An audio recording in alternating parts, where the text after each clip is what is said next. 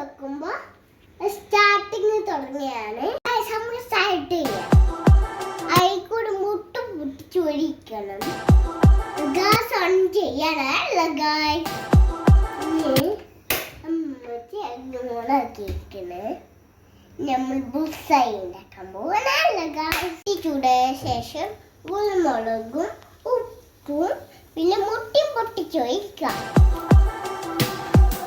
ഇനി നമ്മൾ തടകി കൊടുക്കാൻ പോവാണ്.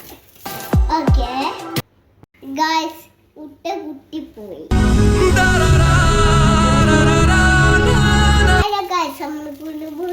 പൊടി ഇടാൻ പോവാണ്. നമ്മൾ മുട്ട ഇങ്ങോട്ട് മറിച്ചിടാൻ പോവാണ്.